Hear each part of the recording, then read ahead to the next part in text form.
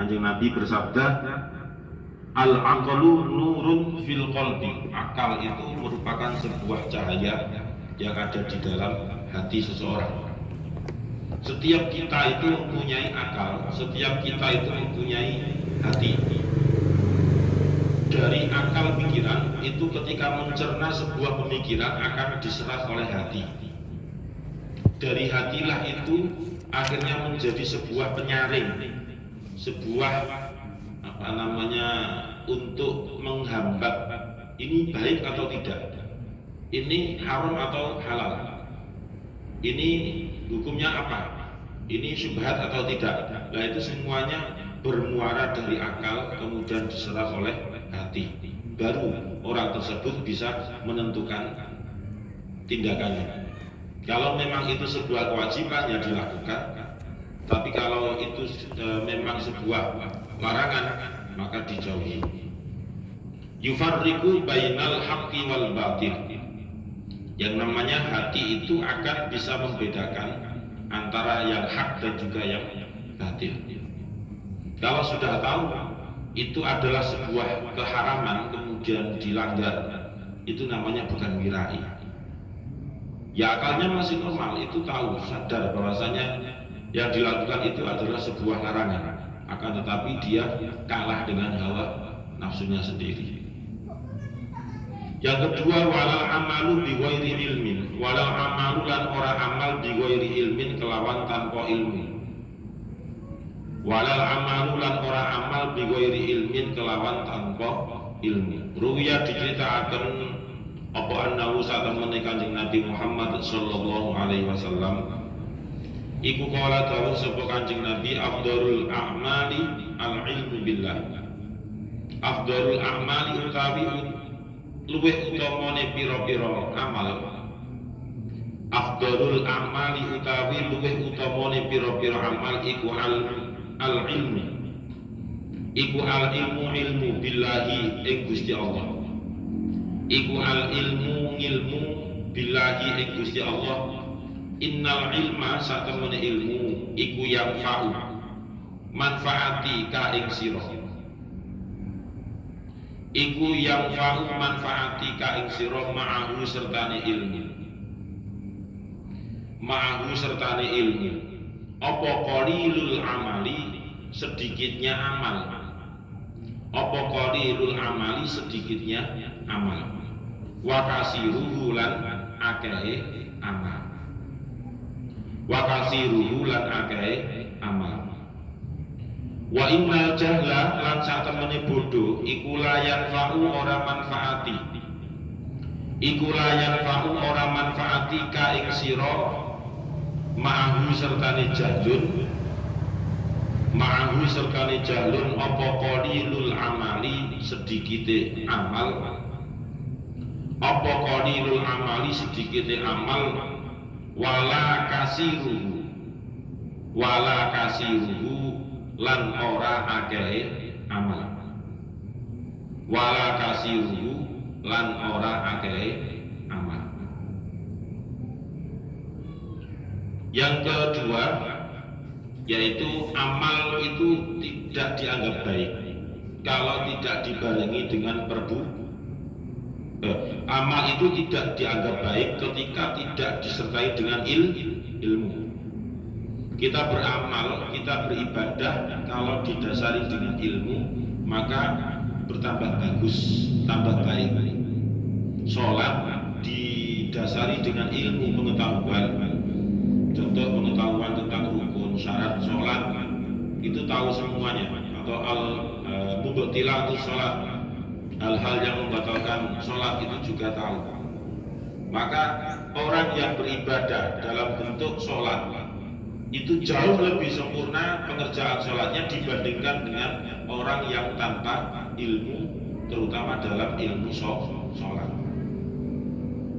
Orang menjadi bingung ketika dikatakan takbiratul ihram itu adalah harus mengangkat tangan misalnya. Itu dia memahami sebuah rukun sholat dan harus gerakannya seperti itu. Nah ini yang repot.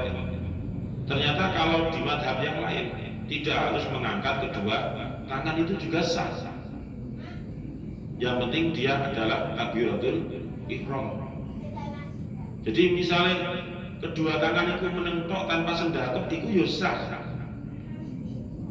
Jadi perbuatan sholat seperti mengangkat kedua tangan ketika takbiratul ihram, ketika didasari dengan ilmu pengetahuan, dia ketika berdampingan dengan orang yang bermadhab lain, ya tetap santai-santai saja karena menganggap itu adalah sah sholatnya. Dan memang ya betul sah, tidak membatalkan sholat. Ketika selesai salam, kemudian tidak keluar-keluar, apa itu piye gak iso takbiratul ihram, tanganmu loro dan sebagainya. Padahal itu adalah hal yang khilafiyah, yang berbeda antara satu madhab dengan madhab yang lain. Begitu juga yang mengangkat tangan itu juga macam-macam ukurannya. Ono sing genter, ono sing sak luruse pundak, ada yang lurusnya telinga. Yang penting ojo melebihi kepala gitu saja. Ketika takbiratul ihram itu. Nah, jadi ukuran mengangkat tangan ketika takbiratul ihram itu saja itu menjadi perbedaan. Nah, kita harus tahu seperti itu, harus tahu. Nek gak mesti menyalahkan orang yang tidak sama dengan kita, ujung-ujungnya kan begitu. Karena dangkalnya ilmu. Orang mengangkat tangan kedua, kemudian mengangkat tangannya itu hanya sekedar sampai kedua dada, ya sah-sah saja. Orang takbiratul ihram kemudian mengangkat tangannya sampai kedua pundak, ya sah saja. Orang mengangkat tangan kemudian ketika takbiratul ihram pengangkatan tangannya sampai kepada lurusnya kedua daun telinga, ya sah saja. Jadi tinggal milih itu Islam. Nah, makanya itu harus didasari dengan ilmu. Enggak didasari ilmu, mesti dinyalahno. Kamu enggak sah. Kamu takbiratul ihrammu itu loh, kedua tanganmu kurang ke atas. Dangkal ilmu. Jangan terburu-buru untuk menyalahkan orang yang ketika melaksanakan ritual ibadah, siapa tahu yang disalahkan itu ternyata lebih tahu. Bahaya tambahan itu, menampakkan kebodohannya di depan orang lain. Ya. Kemudian itu contoh sedikit dari yang namanya ketika orang melakukan sebuah ibadah antara dibarengi dengan ilmu pengetahuan dan tidak dibarengi dengan ilmu pengetahuan, hasilnya berbeda. Apalagi pahala dari sisi Allah sangat berbeda jauh. Sangat berbeda jauh.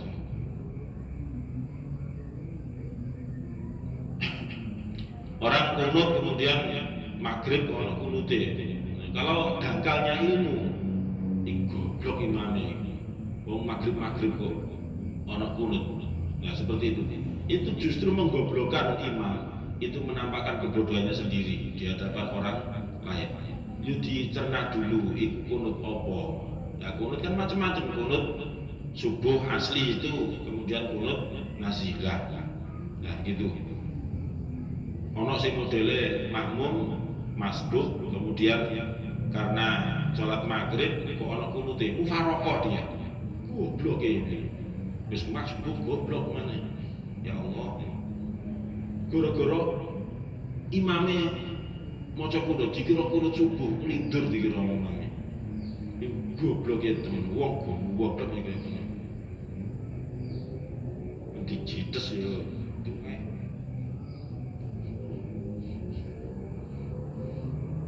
Banyak tentang sholat di sekitar kita itu yang harus diketahui ilmunya, gitu ya. Harus diketahui ilmunya. Terus contoh yang saya sampaikan beberapa waktu yang lalu tentang saya tidak bisa menghadapkan kiblat ketika duduk tahiyat, baik tahiyat pertama maupun tahiyat akhir. Itu tujuannya apa? Nah, itu kan sebenarnya punya tujuan tersendiri.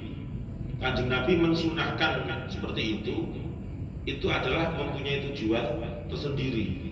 Tujuannya adalah supaya jari itu ketika tahiyat awal maupun tahiyat akhir atau ketika duduk di antara dua sujud.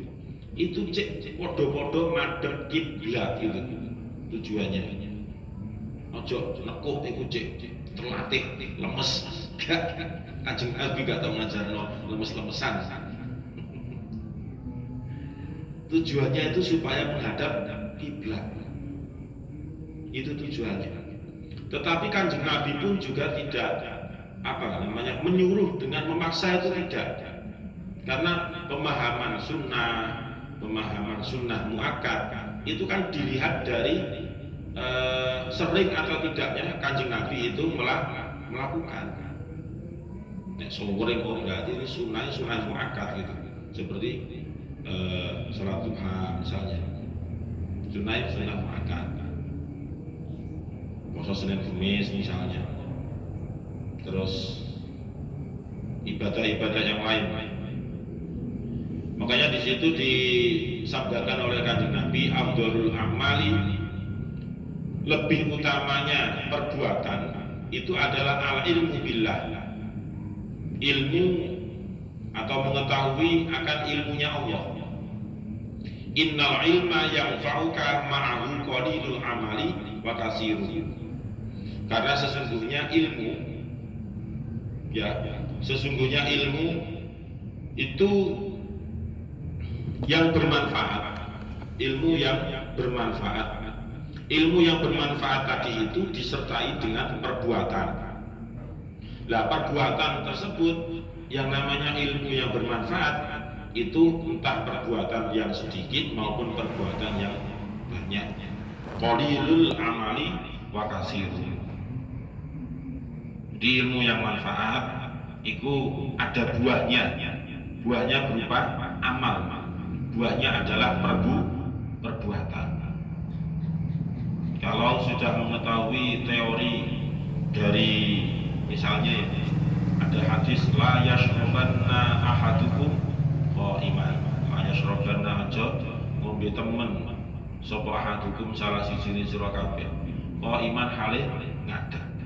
Nah itu kalau hanya bil contoh ya, bil cocok saja akeh sing iso. Tapi cobalah diresapi hadis itu dan diaplikasikan, masuk sedina rong dina tok sing. Jadi galon ojo blok karo ngadeg. Ya, teh 5 liter karo ngadeg dhewe. Lah itu dipraktekkan dalam kehidupan. Boleh ngadeg, mari ngono eling langsung dan susu lima di itu. Walaupun tidak nyoprok tapi yo merendahkan gitu. Walaupun tidak bisa istiqomah, tapi ada usaha untuk mengaplikasikan dari hadis itu pahala dewe ya. Dapat pahala. Terus teori tentang misalnya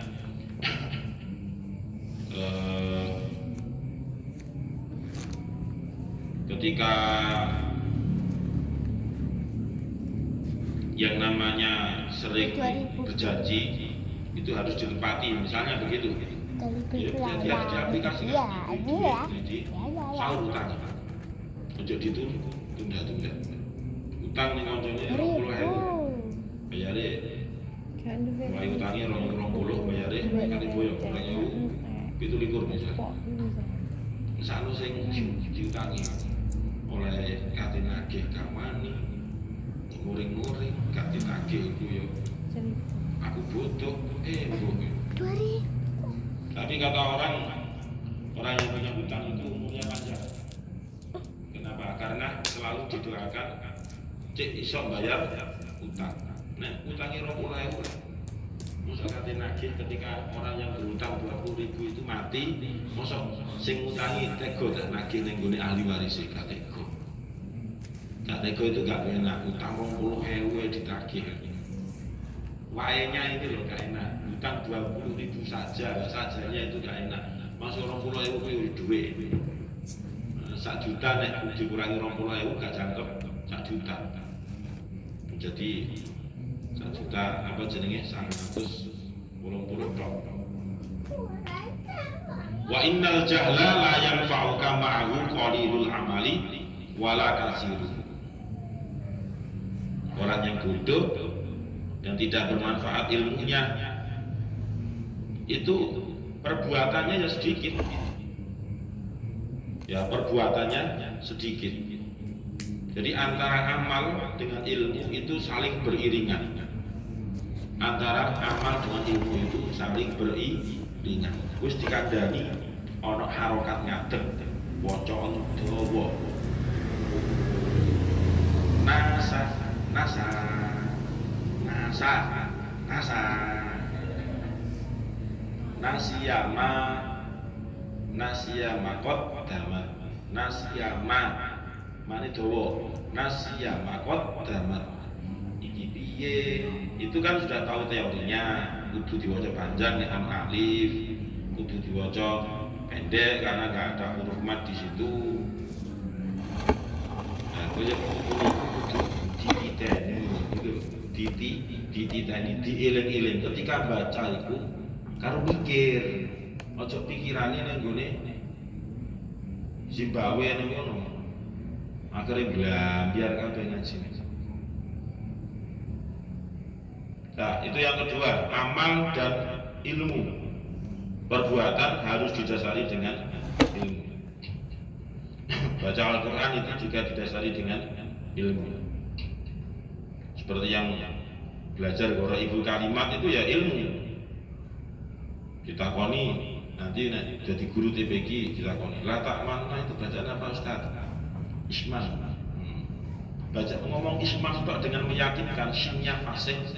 Itu loh, sing takon itu matak. Nah, wis langsung wah iki kan gemeng-gemeng iki buku iki. Tapi nek ditakoni itu bacaan apa Ustaz? Isman. Lah contoh sini fasih jelas. Nah, kadang-kadang gitu. Tapi jangan di fase-fase no. Bacaan apa Ustaz? Isma.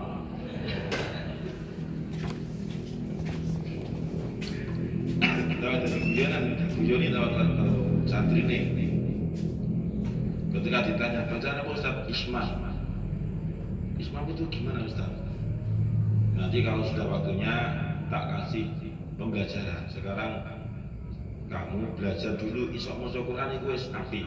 Ojo takon sing dukur-dukur, pedhot utekmu kok. Nggih Ustaz, ya Ustaz. Saya akan belajar dulu. Kan gitu. Nah, wis jilid tinggi ditakoni. Ini gimana Ustaz tuh apa penjelasannya? Kalau memang betul-betul paham kan mesti dijelaskan. Saya enggak paham. Nanti dulu. Nanti nyampe Quran dulu baru kamu saya ajari. Oh gitu ya. Ya. Nyampe Quran berat, katanya mau diajari Islam. Baru nyampe juz 1 udah tak diajari Islam. Nanti kalau juz 11 itu kan separuh yang kedua dari Al-Quran. Iya. Muridnya suwe-suwe gregetan Ustaz iki jancuki. Ketika disembahyang tok. Anjene iso agak ngono. Ngomong ismam dok gak tahu dijelasno. Tapi sing jawabi ngawur, ismam kok mencucu, cangkemmu mencucu. Terus mencucune piye? Gimana? Ya, mencucu kabeh. Contone, lutukmu. Saya gobloke wong. Lah tak mana diwaca lutukmu. Nonton saja, iya itu langsung syarat Kanjeng Nabi. Itu selalu sangat pedot yang gue Fir'aun ngono.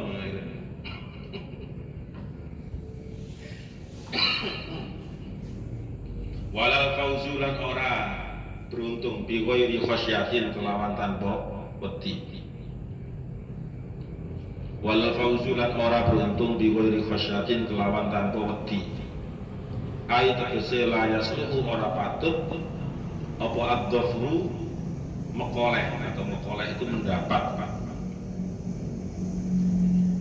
Layas luhu ora patut apa ad-dhafru mendapat bil matlubi kelawan perkara kang dicari. bil matlubi kelawan perkara kang dicari, walan najatu lan ora slamet minal halaki saking kerusakan, minal halaki saking kerusakan bi ghairi khasyatillahi ta'ala kelawan tanpa wedi maring Gusti Allah taala, bi ghairi khasyatillahi ta'ala kelawan tanpa wedi maring Gusti Allah taala. An Abi Hurairah saking Abu Hurairah radhiyallahu anhu qala dawuh sapa Abu Hurairah qala isnadika sapa Rasulullah sallallahu alaihi wasallam la yadkhulun nara man baka min khasyatillahi hatta yalijal labanu fid dar'i, la yadkhulu ora bakal mlebu an-nara ing neraka, la yadkhulu ora bakal mlebu an-nara ing neraka sapa man sapa man wong baka kang nangis sapa man baka kang nangis sapa man min khasyatillahi saking wedi Gusti Allah taala, min khasyatillahi taala saking wedi maring Gusti Allah taala hatta yalija sehingga mlebu, hatta yalija sehingga mlebu apa Allah banu susu, apa Allah baru susu fit dzar'i ing dalem apa dzar'i, dzar'i itu ya gampangane ya bukan gampangane ancen maknane kok diarani mesum, di mana yang mesum ustazku mesum padahal ngomong tok, fit dzar'i ing dalem pentil, fit dzar'i ing dalem pentil. Nah, yang ketiga, tidak ada keberuntungan tanpa dibarengi dengan rasa takut. Orang yang beruntung, saya contohkan orang-orang singkat itu, orang Cina, itu kan ekonomi ini wapi-api kan, menguasai dunia dia, neng dia mesti joyo. Di sekitar kita aja orang Cina yang mendominasi perekonomian terutama. Padahal mereka itu tidak beriman kepada Allah. Tapi mereka itu dianggap beruntung. Tapi tanpa dibarengi dengan rasa takut kepada Allah. Nah, itu keberuntungannya itu masih dianggap sebagai beruntungan yang tidak baik. Dan walan najat itu nanti pasti tidak akan selamat. Orang seperti itu tidak akan selamat. Maksudnya selamat dari kerusakan tanpa didasari dengan rasa takut kepada Allah. Berarti kalau kita bisa mengambil keberuntungan itu, ya ada peluang apa diambil, kemudian dia ternyata masih bisa melakukan keberuntungan tadi itu dan dibarengi dengan rasa takut kepada Allah Subhanahu wa ta'ala. Jadi misalnya haid itu diberi oleh Allah, diberi sebuah kesempatan untuk ikut Olimpiade sains misalnya, diikuti saja ternyata tanpa persiapan yang mumpuni menjadi juara. Tapi juaranya dia itu, keberuntungan dia itu harus disertai dengan rasa takut kepada Allah. Kalau keberuntungan Faid tadi, kalau juaranya Faid tadi itu tanpa didasari oleh rasa takut kepada Allah, mesti kita itu gak iling konco, mesti kita itu disopo gak gelem oleh entol misalnya wis gak semau blas lah. Tapi nek wedi karo Gusti Allah tanpa disopo iku wis digawakno pentol dhewe, iku nek didasari takut kepada Allah. Karena hadiah yang dia terima itu adalah titipan dari Allah, dia menyadarinya seperti itu. Tapi nek gak iring Gusti Allah, Ya malah tambah mekitik itu. Terus pamer nih koncone akhirnya. Awakmu iso ta matematika? Ngomong ning paru. Gak iso aku. Jujur gak iso. Nek aku gak juara. Nah seperti itu. Akhirnya kan kebacut. Pinternya akhirnya menjadi sebuah kesombongan, kebanggaan tapi bagiannya keneman. Nah, orang yang tadi itu beruntung kalau dibarengi dengan rasa takut kepada Allah. Kuncinya kan rasa takut kepada Allah. Duweni rasa takut kepada Allah itu saja, Allah mengharamkan diri orang tersebut untuk masuk neraka. Berarti jaminan masuk surga. Ini yang meriwayatkan hadis Abu Hurairah loh ya. Sangat kecil kemungkinan hadis yang diriwayatkan oleh Abu Hurairah itu dhaif. Sangat kecil kemungkinan. Rata-rata itu adalah di atasnya dhaif.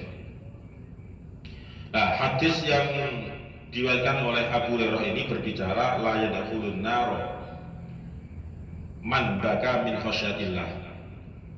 Orang yang menangis dikarenakan khasyatullah, dikarenakan takut kepada Allah, itu tidak akan dimasukkan oleh Allah ke neraka.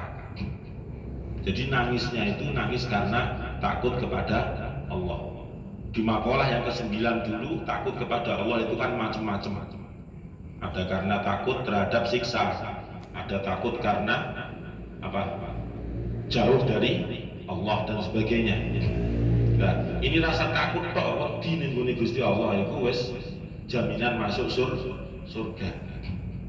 Hatta yalijal labanu fid dor'i. Lah ini sebuah ning gone balaghah itu disebut dengan isti'arah ya. Perbandingan. Artinya hatta yalijal labanu fid dor'i itu menjelaskan tentang tidak ada kaitannya dengan rasa takut lagi. Itu Kanjeng Nabi mengambil perumpamaan tetesan air susu itu yang sudah keluar dari tetek itu. Ya. Itu kan nek misalnya mbok lebokno maneh gak mungkin iso. Sak gede-gedene pentil. Nek air susu yang sudah jatuh itu pokso mlebu ning gone pentil maneh. Gak bakalan iso. Kanjeng Nabi lho sing bilang itu. Hatta yalijal labanu fid dor'i. Lah terus diambil kesimpulan karena ketidakmungkinannya itulah maka orang yang mempunyai rasa takut kepada Allah itu pasti masuk surga lah gitu loh. Tidak mungkin masuk neraka. Nah, ini kabar gembira bagi orang yang punya rasa takut kepada Allah. Kate gosok langsung nangis. Di kalau Gusti Allah. Ini kan enggak. Gosok itu wis menjadi kebiasaan umum yang perlu dilestarikan. Budal setor, kekonggon persiapan ning musala, nek gak gosok gak afdol. Mari ngono katen balik ning tempat asal setelah setoran, golek sendal gak ketemu. Kincir, gosok maneh. Cuci kaki, budal ning tempat awal tadi itu.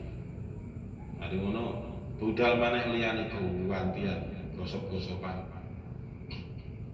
Sing gak tau ana sing gosok iku sendale Fahid tok.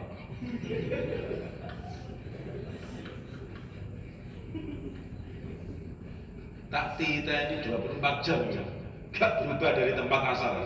Wis ning kono iku. Kenapa? Gak ana sing sedeng. Gak ana sing sedeng. Nek liyane ngalah wis.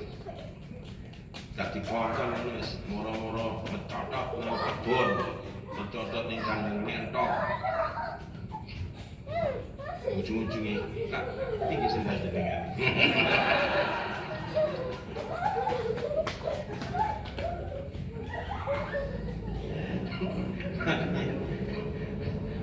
Santri baru iku kudu adaptasi. Ora adaptasi dianggap sandale ae ora. mesti.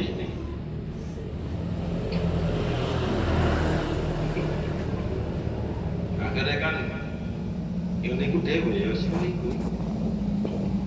Dianggap sendiri konco nih, jelek gak duit dosa diwasno ngalor ngidul. Oh enak ada kira, pakai taruh kayu.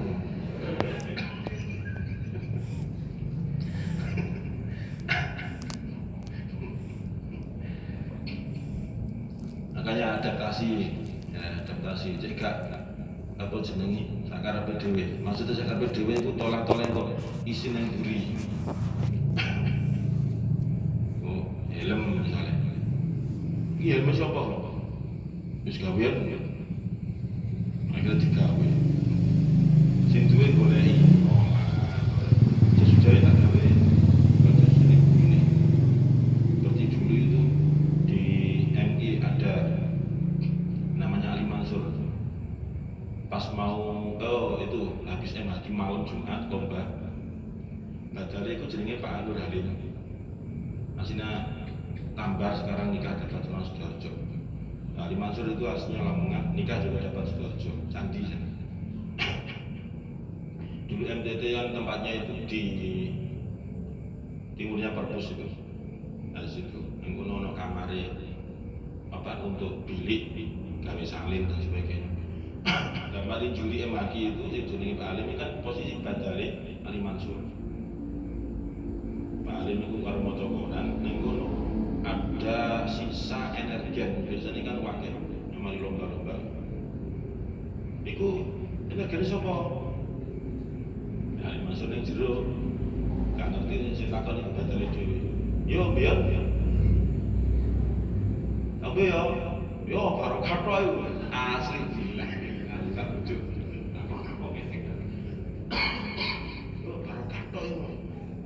tekno ya dikongkon tekno betul.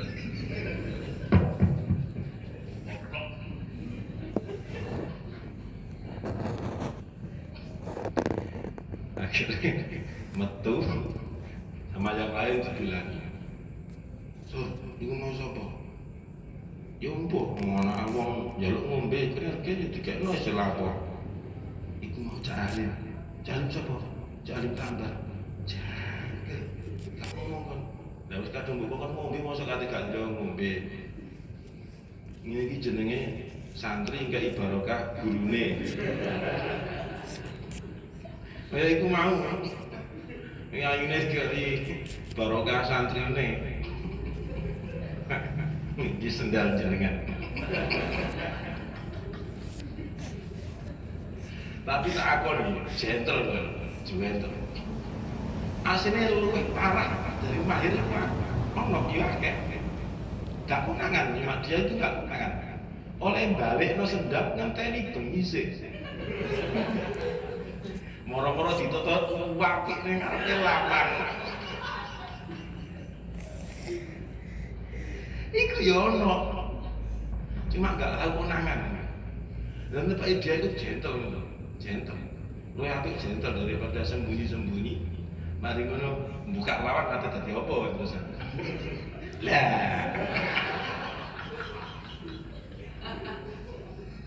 apa le mboten niku ana tikus